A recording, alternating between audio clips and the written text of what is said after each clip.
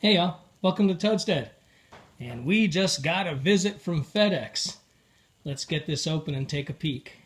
First thing I'll say right off is this system is pretty impressive. Now Skyline Enterprises puts these out. This might solve the problem for not just laundry but some other ideas. So the bottom line is I gave the company a call and the folks over at Skyline were pretty cool. They took the time, and based on where I want to put it and how it is, this was the rig they recommended. Now, this is a 16-inch pulley. This is huge. It's much bigger than the one I saw, which I think had an 8-inch pulley. This is huge. But it is going over pretty close to a 90-foot span, which is why you can see in the background there, we've got, right at 200 feet of cable. That's the pulley that goes at the far end, and this up here is the apparatus that goes at the business end where you actually load it. We just got it laid out. I've put it partially together. Next, we'll give you an idea of where it's going to go. Okay, what you're looking at is the front of the Toad shop, and you can see this large tree in the foreground right here. And what I want to do is I want to stretch this clothesline from the tree all the way over to the corner of the shop. Now, for those of you who don't recognize what this is, it's a continuous line pulley system. So one pulley is attached to the building down there, and the other one is attached to this tree.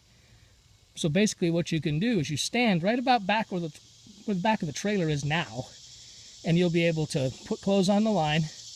And because the cable comes all the way to this tree, all the way back to that pulley in one continuous loop, you can basically put a shirt or a pair of pants or something on there, reach up, run the pulley a little bit, push the clothing away from you, and keep doing so until you load it all the way to the tree. And as we put this up, I'll show you the reasons I went with Skyline. The lady here, she's not exactly the tallest person in the world. So we went ahead and added a separate piece, also made by Skyline, a separate system that's going to hopefully make it easier for she who's a little vertically challenged. Okay, now before we get started, just want to give you some initial impressions. I have never set one of these up. This is completely new to me. I understand how it works, but got to kind of look at, just like I said, just my first impressions. Some of the things I like. Ball bearing wheels. The wheel can lock.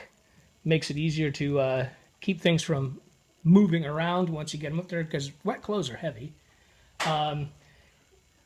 Materials wise, I like everything I see with two exceptions. I'm a little suspicious of the wheels being plastic. I knew that these parts were aluminum. I did not know that the wheels were some kind of a polymer.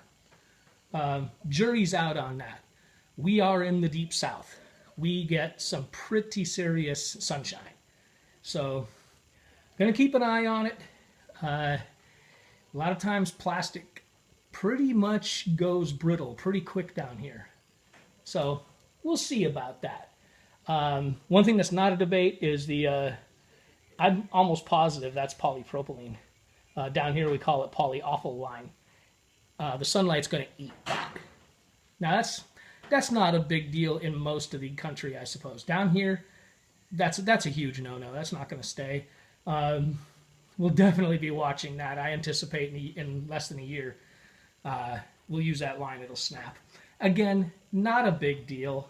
I'll probably replace it with something more from the sailing world. Maybe a small piece of Kevlar or whatnot. We're only talking about maybe 10 feet of line. So it's not a huge expense to replace it.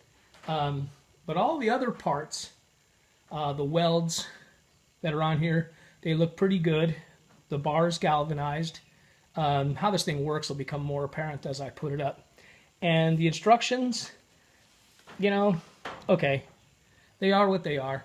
I figured out how it went together pretty quick.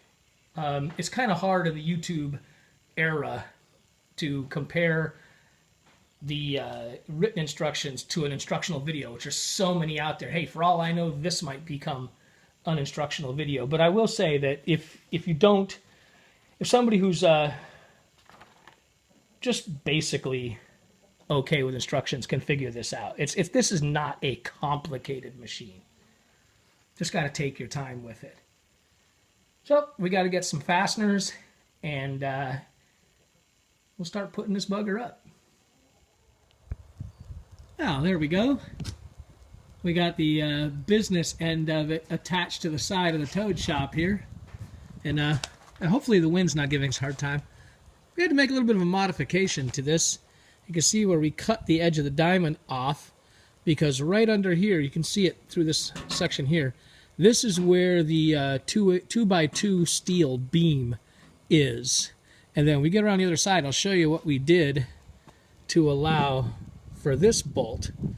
But we weren't able to put this in. Now, just so you know, these pieces are welded 3/16 inch steel. And just with the connectors that you see, they did the same thing at the top. I would have absolutely no problem doing chin-ups from this thing. I mean, it's solid as a rock. And we'll show you how this little gizmo here operates when we get the rest of it set up. But this is the business end, and we've got the pulley way up in the air there. Now go around the back side if there's enough light. It's going to be a little interesting. I should have to sit on the washing machine. There we go. You can see where we took a piece of angle iron and screwed it to the beam. Sorry if it's a little shaky. We screwed it to the beam right here, and this is the exterior skin.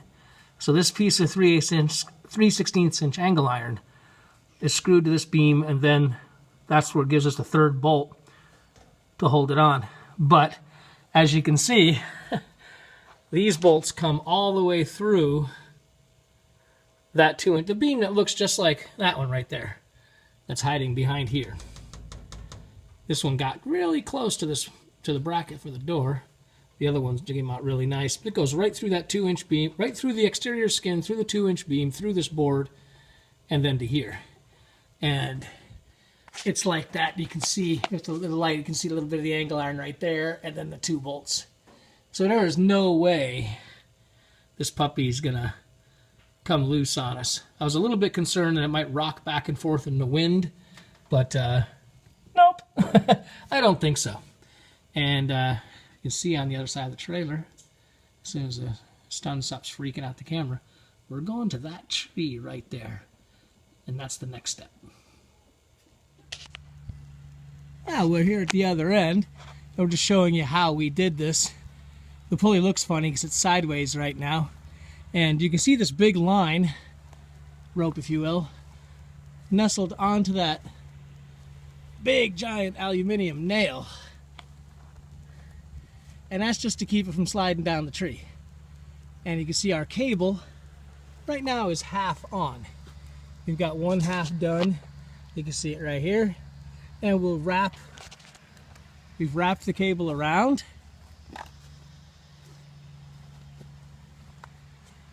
And now we've put it through the bail. We'll bring it back on itself, and then we'll take a few minutes to get it situated as high as we can get it. Because, let's see if we can show you this. On the other side of the trailer down there is where it's put in. And once it's tight, we want it to be as high up as we can. We're up in the tree here, and you can see I've got, I forget what these are called, cable ties, cable locks, whatever they are, I just can't remember. And then the bitter end of here is just hanging. We'll cut that later. And now I've threaded the cable through, up and through. Make sure you get them inside the little eyelets provided. I think you can see that there. Weird angle. Anyway, point being, make sure you get those. And the other thing I wish I had done for video purposes was I turned it the other way so you could read Skyline. Hey, well, hey, let's try the magic. Skyline. I do want to give these guys kudos because this is going really well. All right, now that I've got the bitter end shoved through here, fed through, I should say, and you can see Scooterette down there at the other end, we'll go ahead and get it all put together, and we'll show you another kind of neat feature of this system. Okay, if it'll focus, what we have here is the ratchet system. It's already comes from the factory, swaged onto, in our case, it's 200 feet of line.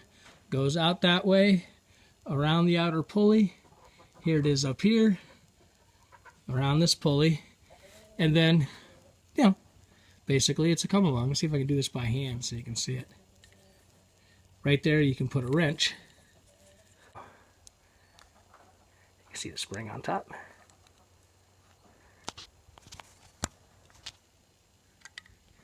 And you can just go and tighten as much as you need. All right, now that we've got it ratcheted, let's take a look down the other end. Don't make the mistake I did.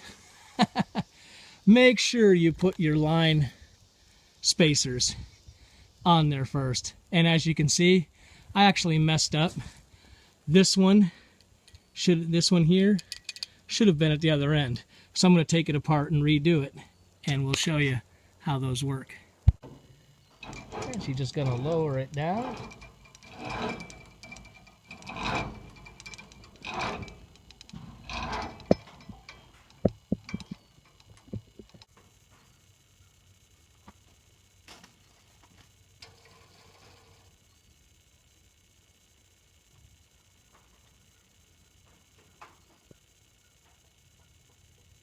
And having it down low like that allows even the most vertically challenged. Our little girl here is about 5'5". Alright, once she's got some clothes on there, she's going to go ahead and put on one of the spacers. She takes that out of the trap and she'll clip it on. And what these do is they keep the lines together when you have a heavy load of clothes. This is a really neat feature of this clothesline set. A little close together there, babe. Back it off just a tad. There you go. And yeah, we're both learning how to use this. Now she's got the spacer clipped on, and it'll just go right out with the clothes. And that's going to help, like I said, keep the two lines together. So the top line not only is the return line, but it's also taking up just as much of the weight of the clothes. Now, especially this one at the Toadstead is close to 90 feet long. So we have a total of 3 of them. One is already on the end. It stays permanently where the two ends of the line come together in the continuous line. And then there's 2 of them docked in that little feature. Hey, baby, why don't you go ahead and point to the dock? See it right up there? That piece keeps them trapped until you need them. So we'll let her go ahead and get this squared away. And now that she's done with this bit of laundry, she'll go ahead and hook on the next spacer, releasing it from its little trap there. And she'll run it out a bit because we want to get all the clothes in the sun. And now that all the clothes are in the sun, she'll use the line to go ahead and raise it up all the way to the top. And we'll get you a different angle so you can see the difference there. Alright, we're here at the other end, and you can graphically see in this video how the spacer pulleys help distribute the weight. Now it looks like we could tighten this up a little bit more, and we probably will. Keep in mind, this has only been up for maybe a week or so, and yes, metal does stretch, so we're going to play with that. But that little bit of clothes right there, the whole thing is only sagging about a foot, and it would be sagging a whole lot more if that were a single line. But we want to be able to show you the difference between the 2 positions. That's with the pulley all the way up. Now she's going to lower it down. Now keep in mind, she's only about 5'4", 5'5", And see how that brings it right into where even she can reach it comfortably. Now, I'm 6'1". I wouldn't have to lower it that much to do it. But this is one of the greater things about this system, is that even the smallest people, children and whatnot, can go ahead and load it up and then bring it all the way up, which not only allows you to put sheets and blankets, in our case sleeping bags and whatnot, but if you'll notice the way we have this one placed is right along that barbed wire fence, and being able to raise it up like that keeps the clothes that flap in a southerly breeze from tangling in that barbed wire. And of course it also allows that trailer, for the most part, to stay parked over on the side right where she's standing. Oh, there you go. We'll give you a quick look at the whole thing. There's the large wheel. Bottom line, we love this system. And we'll make sure to put the company's website down in the description box. Pros, many. I get the feeling we're going to use this system not only for clothes, but to hang things that we have to spray paint, things we have to varnish. We do a lot of small parts here, and we do have to do finishing on small parts. And I think this is going to make an outstanding drying rack for that. So that'll be coming in the future. The only cons, I think I mentioned earlier in the video, not a big fan of the polypropylene line for raising and lowering the pulley. But that's really nitpicky. And we're going to wait and see what the South Mississippi sun does to the pulleys. Other than that, this is highly recommended, and we're certainly looking into getting at least one other system to actually put in the shop for hanging stuff. So there you go. We'll put all the information below. Have some fun with it. Oh, somebody's going to ask me how easy was it to put up. Stupid easy. Even with our, well, you might call it unique situation, where not only did we have to do some modifications to mount it to the building, but we had to do the line wrap around the tree. These things are designed to be screwed into the side of a barn or a building at the business end there, and designed to be put to a post or something like that at the end we're at. If we were under those conditions, which are far more common, this would have been, not just a few hour job. I can't think of an easier system than this. And if you like line dried clothes as much as we do, and you're also, major cheapskates like we are, this requires no electricity, or it takes the dryer out of the equation. We think this is going to work for us. Hey, thanks for watching. We'll see you next time around.